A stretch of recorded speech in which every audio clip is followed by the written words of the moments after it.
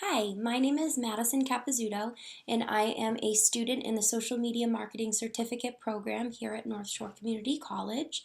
Today, I'm going to be talking to you a little bit about the Social Media Marketing Strategy course offered online by the college, taught by Diane McDermott Sarasolo.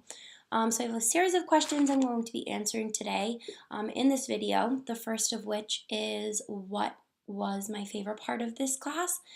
And apart from the content, on the whole, because I did really find the majority of the content to be very useful, very informative, I would have to say that the use of the Facebook page, the Facebook group, because it really helped to sort of establish a sense of community that I think most online classes tend to lack. There are discussion boards in Blackboard, and when I was at a different school, we used something called Canvas, and there were discussion boards there.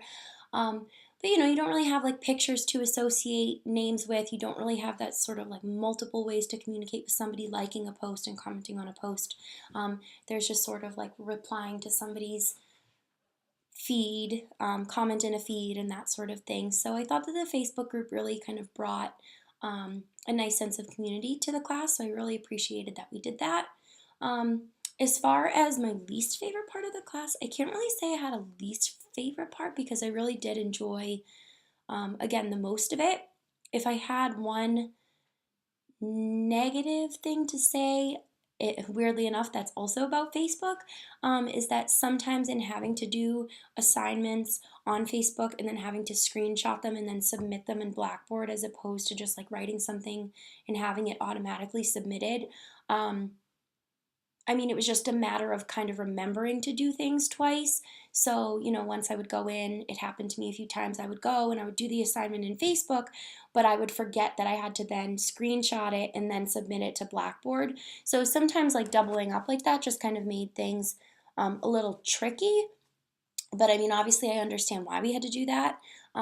So again, it was just a matter of just remembering to write things down, making to-do lists, using a planner, and sort of just getting used to kind of having to double up in that way. But if I had like a drawback, that would maybe be it. So the third question, I'm just reading off a list here, the biggest challenge in the class. So I would definitely say that, remembering to kind of not do the work twice, but do the work and then submit it. Just staying on top of everything, because on any given week there may be, a laundry list of things you have to do between reading articles, watching videos, taking sometimes like 1, 2, 3 assessments on that material, sometimes responding back and doing a little write-up about what we learned.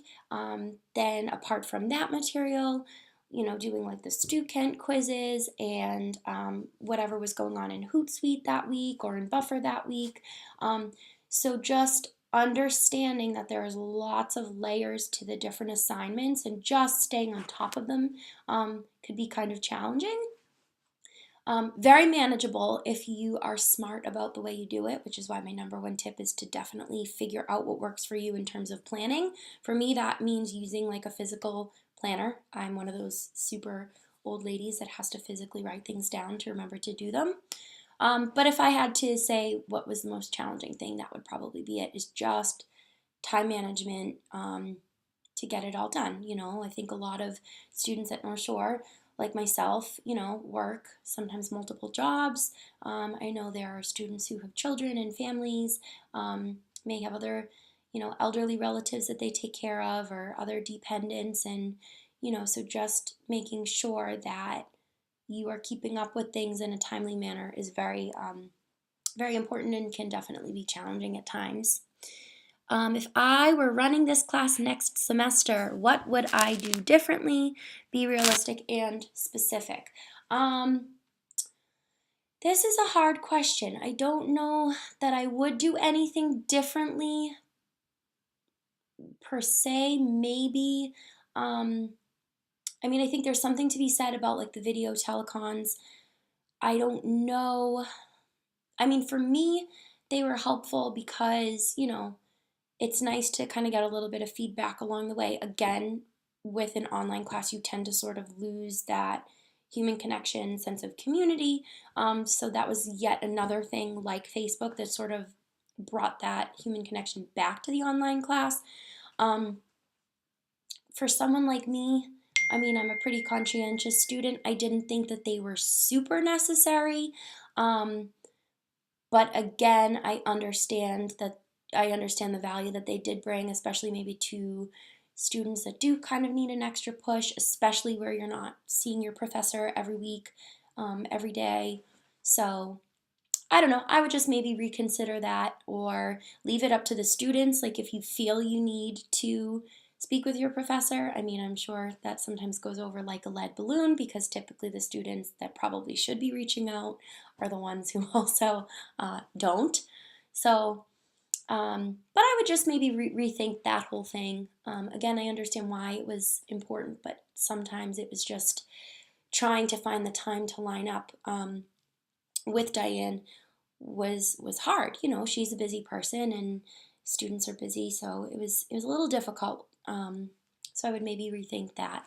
And then I believe this is the last question, and it asks, tell your experience previously with other online or hybrid classes, good, bad, and ugly. So I've had a mixed bag. I have had some awesome online classes that I just can't say enough about. I got a lot out of them. I've had some nightmare experiences with online classes, having materials stolen from me, having, in terms of like intellectual property, if you will. I had a paper that was plagiarized. I didn't plagiarize the paper. Somebody plagiarized my work and tried to pass it off because sometimes when you're submitting things in sort of this open public forum, it's, what's to stop someone from, seeing the work that you submitted on Thursday, taking it on a, Sunday morning when it's due Sunday night, and they sort of change the wording around and pass it off as their own. So I've kind of had both extremes. I also realize though that I'm the type of person, there are certain classes I know that I feel really comfortable taking online. Any sort of a class that's like really reading heavy or visual heavy, I am fine with. I am not a numbers person, so I cannot imagine ever taking like a math-based class or a science-based class um, online just because I need to have that. Professor, I have a question, I have a question, I have a question. I thrive much more in that environment for those subjects. Whereas, like I said, a class like this where it was very reading heavy and producing content and getting feedback on that content, um, it was fine. I mean, if anything, I actually think I would prefer to take it in an online setting because sometimes to sit in a class and listen to lectures, when I would just rather be kind of diving in at my own pace and on my own terms, I would just way rather do that. So I love the idea of having it offered, a class like this offered online. Perhaps consider doing a hybrid for students who might be kind of wishy-washy, because I think, again, it would be really nice to sort of have that think tank environment that we were really trying to go for on Facebook in person, at least maybe once a week. Definitely can't hurt.